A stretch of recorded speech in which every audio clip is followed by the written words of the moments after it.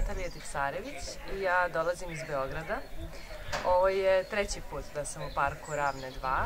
Prvi put sam bila pre 6 meseci i tada nas je sačekao i profesor, sa njim smo lepo razgovarali i ispričao nam je sve o bosanskim piramidama, o tunelima Ravne. Tako da već tada sam ostala zapanjena svim tim informacijama, šta sve postoji u Bosni i to je bio jedan jako lep doživljaj.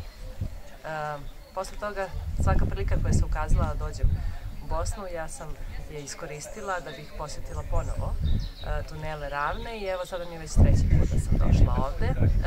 Sad je malo se slegli oni turistički utisci, ono iznenađenje, zaprepašćenje, sve što sam čula o ovom parku. Sad sam se malo više okrenula sebi, s obzirom na to da ja sviram violončelo i da često nastupam. Imam koncerte, zaista mi je potrebno da imam taj neki mir u toku koncerta, ali i u toku pripreme koncerta i vežbanja.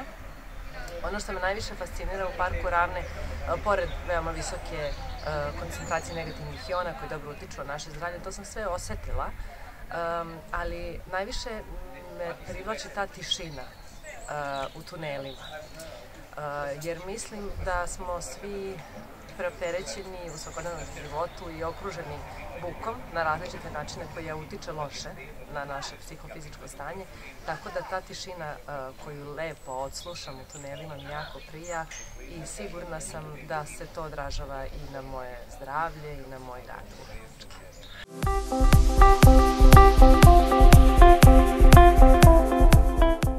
Pa znate, Novak nije prvi na svetu samo zato što najbolje igra tenis. Već možemo da primetimo u tenisu i u mnogim drugim sportovima da je glava, razmišljanje, naš zapravo onaj koji nas vodi.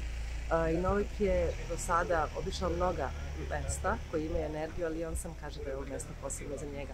On nije jedini, tu su i ostali vrhunski sportisti iz Srbije i iz Bosne i cijela ova priča gde se okupljaju ljudi iz različitih profesija, a zapravo samo sa jednom idejom, što je zapravo ljubav prema prirodi i ljubav prema sebi i ljubav prema drugim ljudima. To je ono što mi se ovde jako dopada i zato bih voljela da ovaj park zaista zaživi.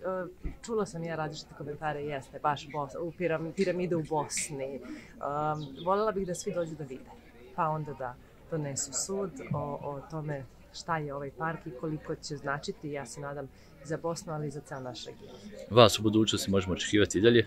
Ja se nadam. Svaki put kad se ukaže prilika da posjetim Bosnu, sigurno ću posjetiti park Ravne, ali sigurno sam da ću doći sa prijateljima ciljano baš ovde kod vas u posetu.